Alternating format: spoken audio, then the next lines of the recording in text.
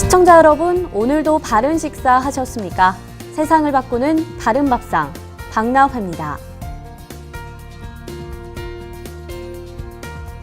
요즘 아이들 아침에 등교할 때 아침밥 잘 챙겨 먹고 다니고 있나요? 아이가 혼자 있을 때 피자와 라면 등 패스트푸드 음식을 많이 먹고 있지는 않은가요?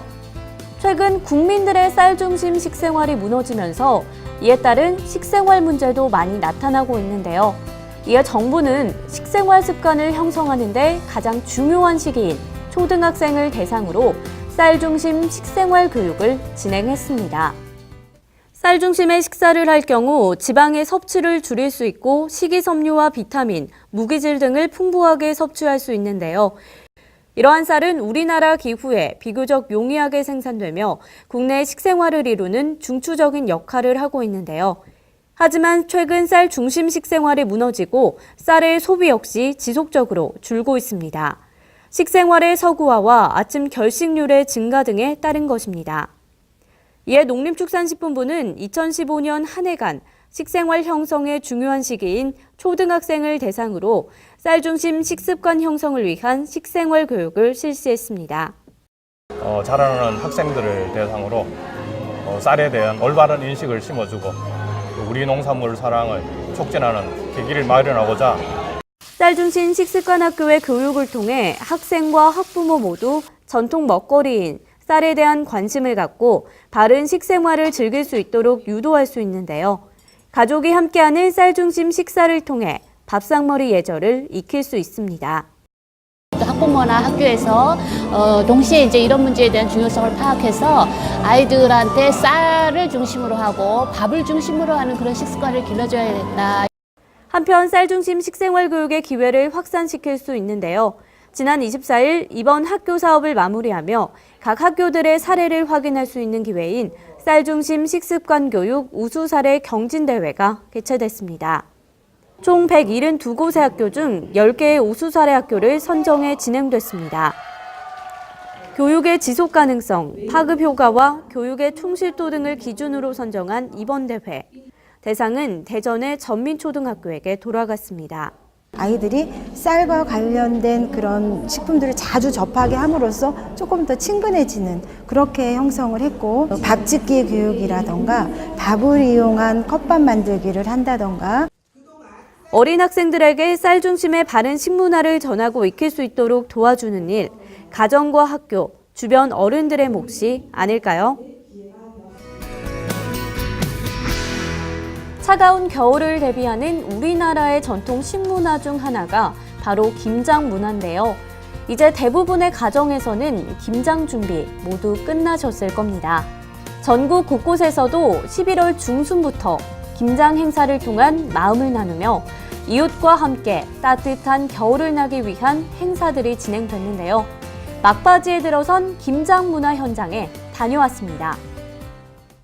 한 줄로 늘어선 많은 사람들이 배추 한 포기마다 정성을 다해 양념을 넣고 김장을 합니다. 웃음꽃이 피어나는 현장에는 빨갛게 만들어진 김치가 차곡차곡 쌓여갑니다. 김장을 하고 김치를 나누며 마음도 함께 나누는 현장. 국회 생생텃밭에서 진행된 한돈 김장 나눔 행사 현장인데요.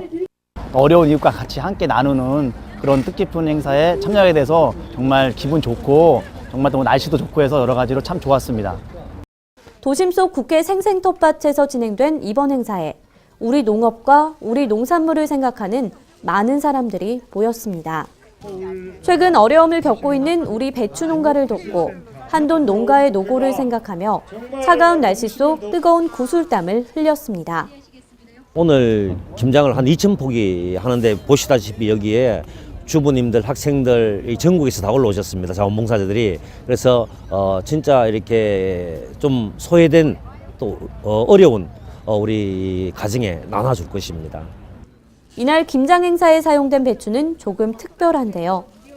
도심 속 국회 생생텃밭에서 많은 이들이 직접 심고 키운 배추 400포기를 비롯해 한돈 자조금관리위원회가 국내 어려운 배추 농가를 돕기 위해 구매한 배추들로 준비됐습니다.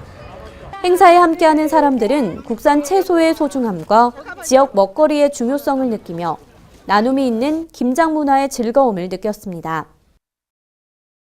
소외계층과 나누는 그런 행사예요. 그러니까 수확의 즐거움과 나누는 기쁨을 함께하는. 한편 김장을 하는 날 빠질 수 없는 음식이 맛있게 삶아진 수육인데요. 김치명인 강순희 선생이 함께하며 김장하는 방법, 수육을 맛있게 삶는 노하우를 전했습니다. 이번 나눔 행사를 통해 완성된 김치는 우리 주변의 어려운 이웃에게 전달될 예정인데요.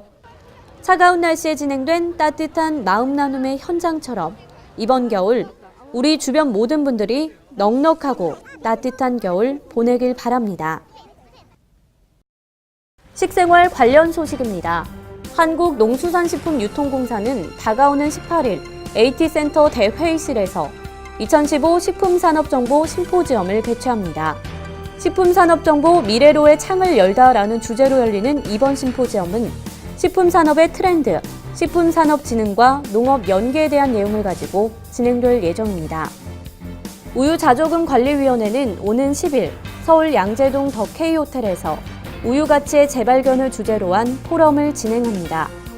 이번 포럼에서는 우유의 효능 관련 및 우유 섭취와 충치 예방과의 상관관계 분석 연구 등 우유와 관련한 다양한 연구가 진행됩니다. 한국농촌경제연구원은 다가오는 11일 AT센터에서 2015년 식품소비행태 조사 결과 발표 대회를 개최합니다. 이번 대회에서는 가구내 식품 소비를 비롯해 외식 소비와 식품 정책 등 식품 소비 행태에 대한 다양한 내용을 진행합니다. 오는 18일부터 다음 달 31일까지 강원도 평창군에서 제9회 평창 송어축제가 개최됩니다. 이번 행사는 축제장에서 송어를 잡아 즉석에서 회나 구이로 요리로 가능한 시설을 갖췄으며 송어 낚시를 비롯한 다양한 체험 프로그램을 즐길 수 있습니다. 농촌진흥청이 12월 이달의 식재료로 팥과 쇠고기, 고구마를 선정하고 이 재료들에 대한 조리법을 소개했습니다. 식재료를 하나씩 살펴보면 팥은 비타민 I을 가장 많이 함유하고 있는 식재료로 소화 흡수율이 높은 식품이고요. 쇠고기는 양질의 단백질이 풍부해 보양식품으로 좋다고 합니다. 마지막으로 탄수화물이 풍부한 고구마는 단백질과 식이섬유 등이 고루 들어있는데요. 이제 막 시작되는 12월, 다양한 음식 고루 먹으면서 건강도 챙기고 입맛도 챙기시기 바랍니다. 저는 다음 방송으로 다시 찾아뵙도록 하겠습니다. 시청해주신 여러분 고맙습니다.